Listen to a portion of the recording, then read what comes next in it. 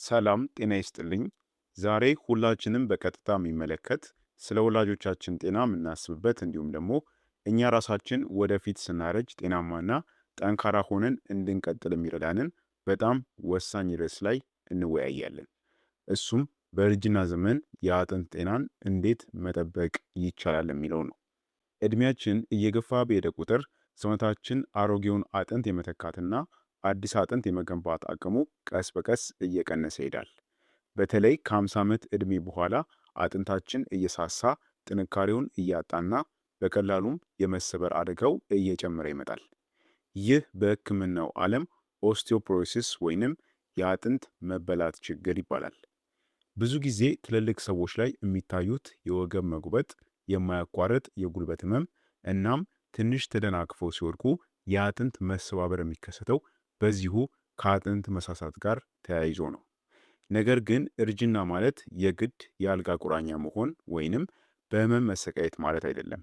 በተገቢው ጥንቃቄ አመጋገብና የአኗኗር ዘይቤ የአጥንትን ጥንካሬ እስከ እርጅና መጨረሻ ድረስ ጠብቆ ማቆየት ይቻላል። ስለሆነም ዛሬ በእርጅና ዘመን አጥንታችንን እንደ ብረት ጠንካራ አድርገን የምንጠብቅባቸውን ዋና ዋና ህጎችን አንድ በአንድ እንመለከታለን። ስለሆነም እስከ ቪዲዮ ፍጻሜ አብራችሁን ቆዩ። መልካም ቆይታ ይሆንላችሁ። አንደኛውና የመጀመሪያው ህግ ካልሽየምና ማዕድናትን የበለጸጉ ምግቦችን ማዘውተር ነው። የመጀመሪያውና ዋነኛው ህግ ለአጥንት ጥንካሬ መሰረት የሆኑትን ካልሽየምና ሌሎች ማዕድናትን ያካትቱ ምግቦችን በአመጋገባችን ውስጥ ማዘውተር ነው። አጥንታችን ልክ እንደ ባንክ አካውንት ነው። በወጣትነታችን የሰበሰብነውን ካልሽየም እድሜያችን እየገፋ ሲሄድ ሰውነታችን እየወሰደ መጠቀም ይጀምራል። ስለዚህ በእርጅና ዘመን ካልሽየምን በምግብ መተካት ግድ ይለናል ማለት ነው። ለዚህ ደግሞ ዝቅተኛ ቅባት ያላቸውን የወተት ተዋጽኦችን ለምሳሌ እንደ ወተት፣ እርጎና አይብ ምርጥ የካልሽየም ምንጮች ናቸው።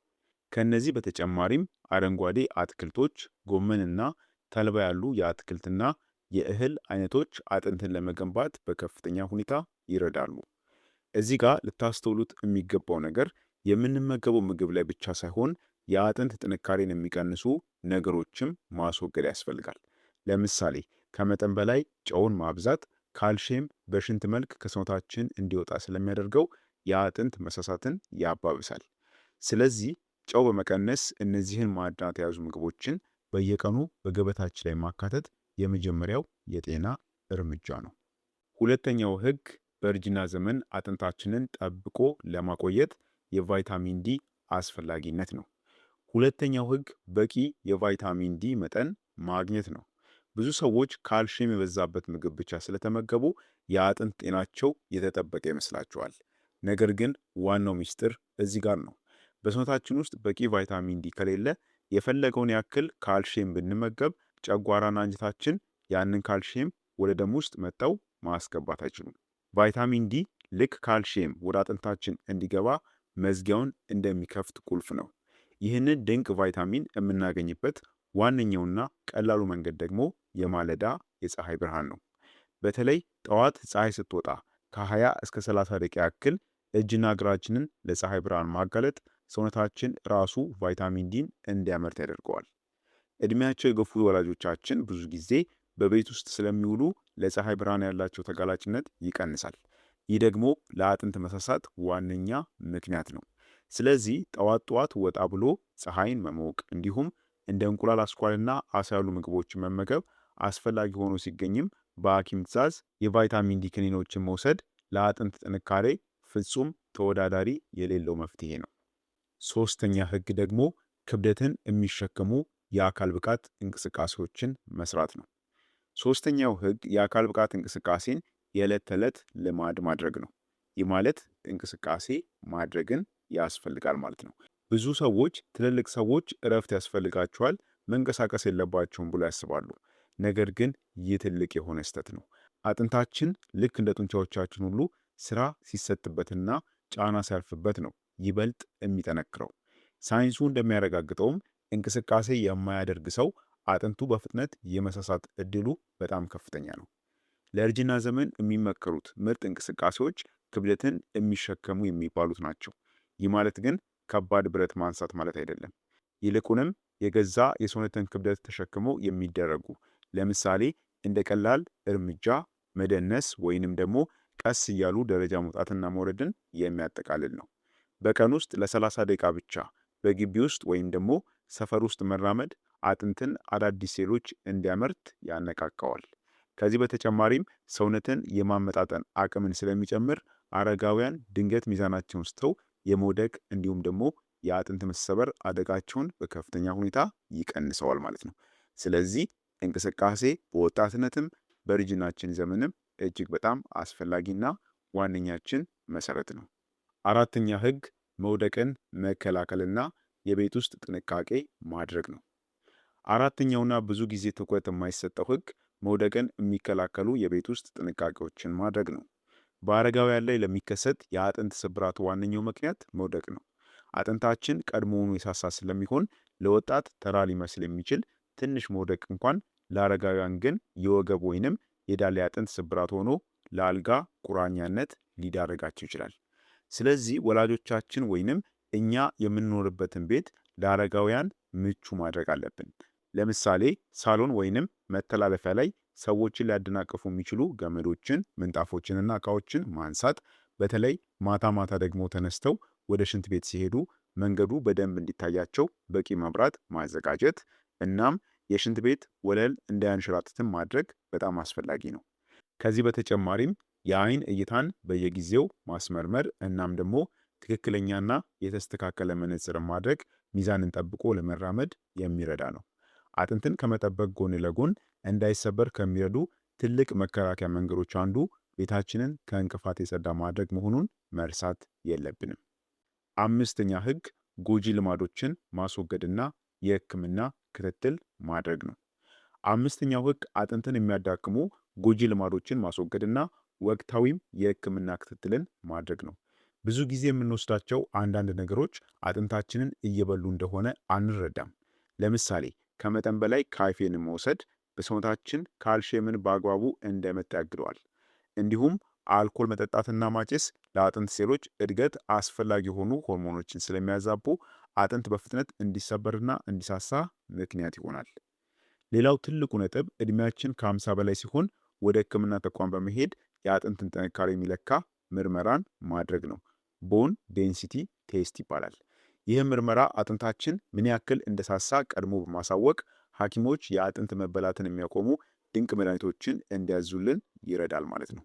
በተጨማሪም ለሌሎች ህመሞች የምንወስዳቸው አንዳንድ መድኃኒቶች ለምሳሌ ለረጅም ጊዜ የሚወሰዱ ስትሮይድ ኪኒኖች ለአጥንት መሳሳት ምክንያት ሊሆኑ ስለሚችሉ ሁልጊዜ ከሐኪማችን ጋር በመመካከርና እንዲሁም አስፈላጊ በሆነ ጊዜ የካልሽየምና የቫይታሚን ዲ ሰፕሊመንቶችን መውሰድ ያስፈልጋል ማለት ነው። ስድስተኛ ወሳኝ ህግ የፕሮቲን መጠንን መጠበቅ ነው። ስድስተኛው ወሳኝ ህግ በቂ ፕሮቲንን መመገብ ነው። ብዙ ጊዜ ስለ አጥንት ሲወራ ትኩረቱ በሙሉ ካልሽየም ላይ ብቻ ይሆናል። ነገር ግን አጥንታችን በከፊል የተገነባው ከፕሮቲን ማዕቀፍ ነው። ከዚህ በተጨማሪ እድሜ እየገፋ ሲሄድ የአጥንት መገጣጠሚያዎች ደግፈው የሚይዙት ጡንቻዎቻችን እየሳሱ ይሄዳሉ። ጡንቻ ከተዳከመ ደግሞ በአጥንት ላይ የሚኖረው ጫና ይጨምራል ማለት ነው። የመውደቅ አደጋውም የከፋ ይሆናል። ስለዚህ በእርጅና ዘመን እንደ ዶሮ ስጋ፣ አሳ፣ እንቁላል እንዲሁም የጥራጥሬ አይነቶችን ለምሳሌ ምስር፣ አተርና ባቄላን በአመጋገብ ውስጥ ማካተት ያስፈልጋል። በቂ ፕሮቲን ማግኘት አጥንት ጠንካራ እንዲሆን ብቻም ሳይሆን አረጋውያን በቀላሉ ተንቀሳቅሰው ራሳቸውን እንዲችሉ ጡንቻዎቻቸውን የሚገነባ ነው። ሰባተኛ ህግ የማግኒዥየም መጠንን መጨመርና እንዲሁም የፖታሺየም ሚዛንን መጠበቅ ነው። ሰባተኛው ህግ የማግኒዥየም እና የፖታሺየም መጠንን በሰውነታችን ውስጥ መጠበቅ ነው። አሁንም ብዙ ሰው የሚሳሳተው አጥንትን የሚገነባው ካልሽየም ብቻ ይመስለዋል። ነገር ግን ማግኒዥየም ከሌለ ሰውነታችን ካልሽየምን ወደ አጥንታችን መቀየር አይችልም። ይልቁንም በደማችን ውስጥ የሚገኘው ካልሽየም 60% የሚሆነው የሚከማቸው በማግኒዥየም እርዳታ ነው። በሌላ በኩል ደግሞ የምንመገባቸው ምግቦች በሰውነታችን ውስጥ አሲድ በሚፈጠሩበት ጊዜ ሰውነታችን ያንን አሲድ ለማመጣጠን ሲል ከአጥንታችን ውስጥ ካልሽየምን እየመጠጠ ማውጣት ይጀምራል። ፖታሺየም ግን ይህ እንዳይሆን አሲዱን ቀድሞ በመከላከል አጥንታችን እንዳይበላሽ ጋሻ ይሆንለታል ማለት ነው። እነዚህን ድንቅ ማዕድናት ለማግኘት እንደ ሙዝ፣ አቮካዶ፣ ለውዝ፣ ስፒናችና የተለያዩ ቀለም ያላቸውን አትክልቶችን መመገብ እጅግ በጣም አስፈላጊ ነው።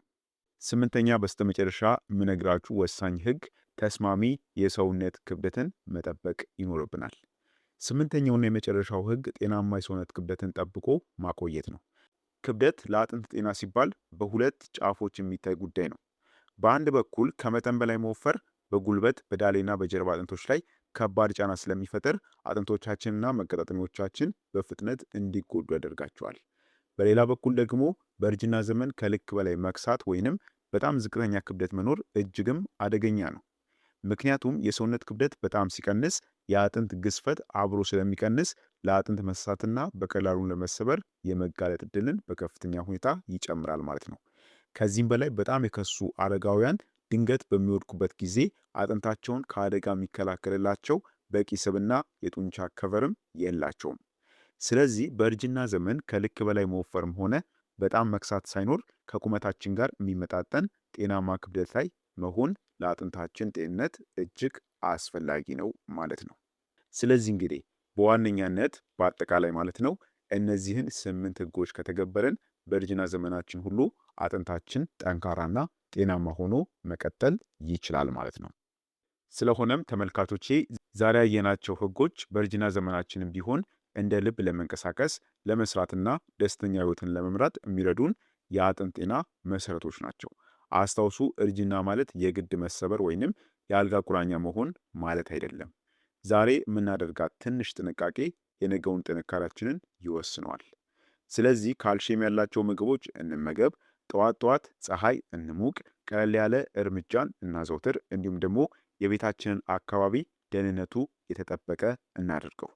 ይህንን በማድረግ ራሳችንንም ሆነ የምንወዳቸውን ወላጆቻችንን ከከባድ የአጥንት ስብራት አደጋ መጠበቅ እንችላለን። ስለሆነም ለዛሬ ያዘጋጀሁላችሁ ጠቃሚ መረጃ ይሄን ይመስል ነበር።